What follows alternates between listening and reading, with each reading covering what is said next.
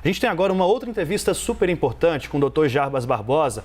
Ele é diretor adjunto da Organização Pan-Americana de Saúde, que é um braço da OMS na América Latina. Dr. Jarbas, muito obrigado por participar conosco aqui no Live CNN. Quais as últimas informações que temos já atualizadas sobre essa nova variante?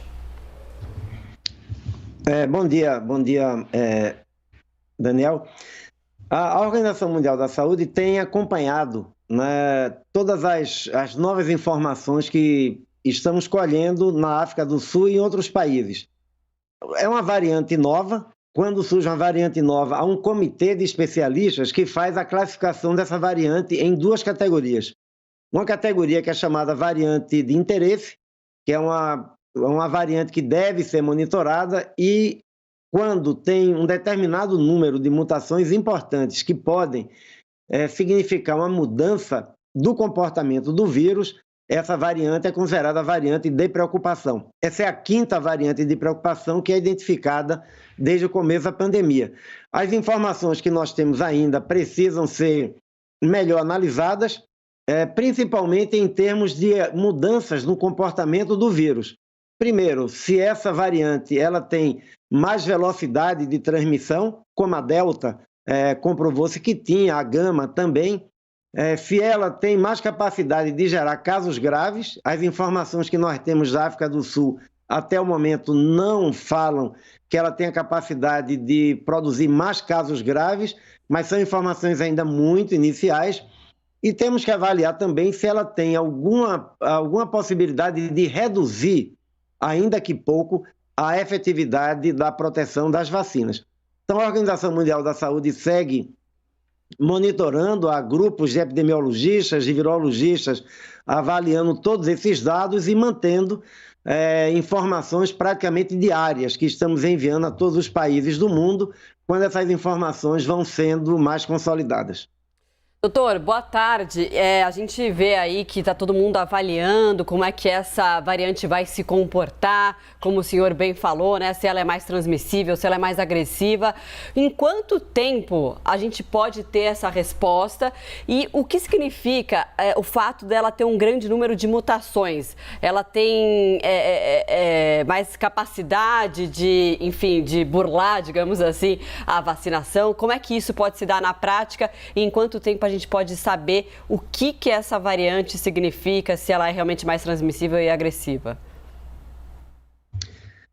A avaliação é que isso pode levar dias ou semanas, né? Porque essa variante ela foi provavelmente identificada inicialmente em Botsuana no dia 9 de novembro.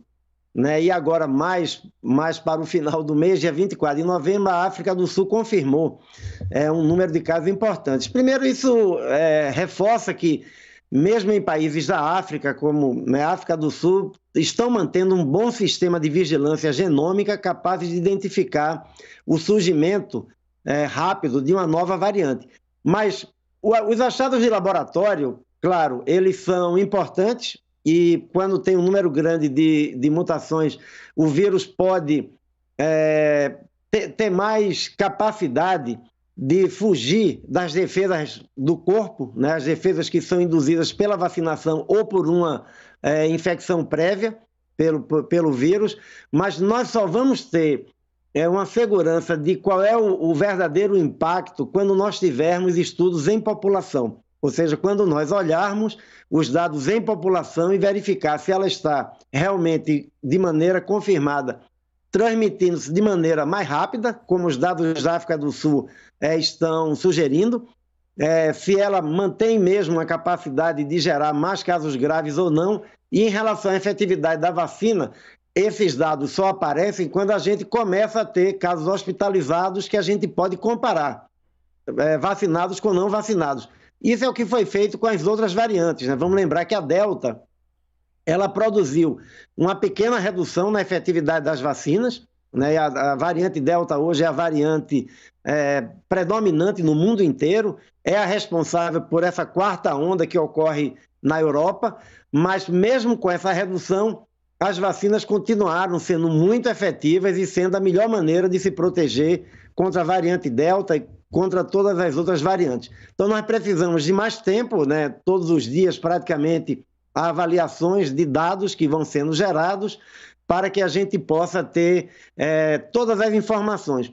Mas mesmo sem ter o quadro completo, nós sabemos, que as vacinas continuarão a proteger, né? Pode até ser que ocorra uma pequena redução na efetividade de 90% para 80%, mas elas continuarão a ser a melhor maneira de se proteger contra todas as variantes e que as medidas de saúde pública, como o uso de máscaras e evitar aglomerações, continuam a ser, junto com as vacinas, a melhor maneira que nós temos de combater qualquer variante do vírus SARS-CoV-2. Jarbas, conversando com algumas pessoas que estão na África do Sul, por exemplo, até o próprio ministro lá na África do Sul veio a público dizer que, olha, essas restrições que o mundo tem anunciado, fechamento de fronteiras aos voos que saem do sul da África, será que elas teriam sido tomadas também se essa nova variante fosse identificada em países da Europa? O senhor acredita que há algo, um tratamento diferenciado por ter sido na África, com a baixa vacinação, com a baixa cobertura vacinal? Além disso, não seria a hora de rever essa distribuição de vacinas de maneira mais igualitária em todo o mundo, dado que o COVAX Facility ainda não teve essa eficácia para que todos tivessem acesso igualitário? Esse é um tema fundamental, né? O mundo não estará preparado para terminar essa pandemia se nós não garantirmos o acesso equitativo às vacinas. A África só vacinou até agora cerca de 7% da sua população com a primeira dose, cerca de 5% com as 2 doses. A África do Sul, que é o país que mais vacina na África, atingiu pouco mais de 23% da sua população completamente vacinada. Ou seja, enquanto nós deixarmos continentes e países com a baixíssima cobertura vacinal, o vírus circulando sem controle, isso pode levar ao surgimento de novas variantes. A resposta que muitas vezes se dá também é importante avaliar, né? Se a gente começar a punir a transparência, o mundo começa quase que a estimular que países que descubram novas variantes, porque elas podem continuar a surgir. Já tínhamos novas variantes que surgiram primeiro no Reino Unido, depois na Índia, na África do Sul, no Brasil, agora na África do Sul, Botsuana de novo.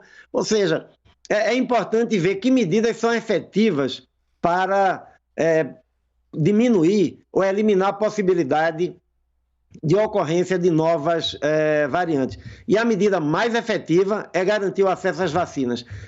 Proibição de viagens tem um efeito muito limitado, nós já sabemos disso, pela maneira como o vírus se dissemina, né? A maioria das pessoas tem uma forma muito leve, assintomática, ou com sintomas levíssimos da Covid, então é praticamente impossível de detectar completamente todos os casos.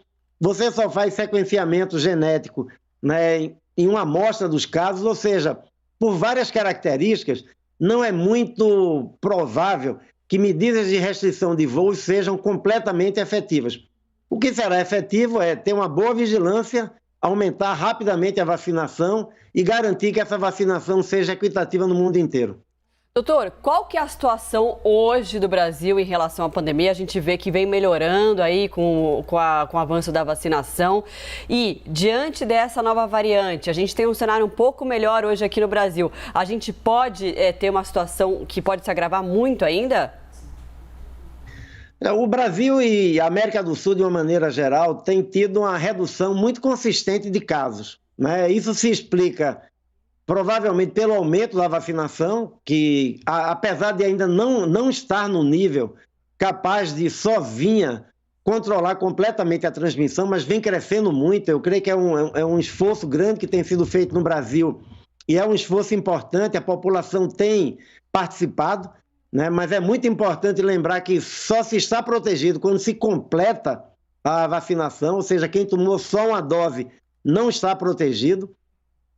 Tem algumas hipóteses de que a circulação por tanto tempo da variante Gama, que foi inclusive originalmente descrita em Manaus, né, a antiga variante P1, a variante Gama, essa transmissão por muito tempo no Brasil pode ter gerado também mais proteção individual, mas isso é uma hipótese, né? Então acho que é melhor ser precavido, é melhor manter esse esforço para alcançar ainda mais pessoas com a vacinação completa, com o esquema completo, e ter muito cuidado na liberação progressiva das atividades. Fazê-lo de maneira planejada. Algumas medidas não têm nenhuma necessidade de serem suspensas. Por exemplo, o uso de máscara em transporte público, em locais fechados, é uma ferramenta fundamental, pode reduzir em até 20% a transmissão, de maneira comprovada por vários estudos, e isso precisa ser mantido ao mesmo tempo que se monitore. O que sabemos com certeza é que a pandemia não acabou. Nós vimos países na Europa com 60%, 70% de cobertura vacinal estarem enfrentando a quarta onda. Temos agora essa nova variante, ou seja, é importante olhar eu diria assim, com a satisfação de ver o esforço que o Brasil e os países da América Latina têm feito para reduzir a transmissão pela vacinação, mas ao mesmo tempo ter o cuidado com a realidade que nós temos, que é a pandemia ainda segue, outras ondas poderão vir no futuro. Dr. Jarbas Barbosa, diretor adjunto da Organização Pan-Americana de Saúde, muito obrigado por conversar conosco aqui no Live CNN e dar tantos esclarecimentos importantes. Eu que agradeço. Bom dia.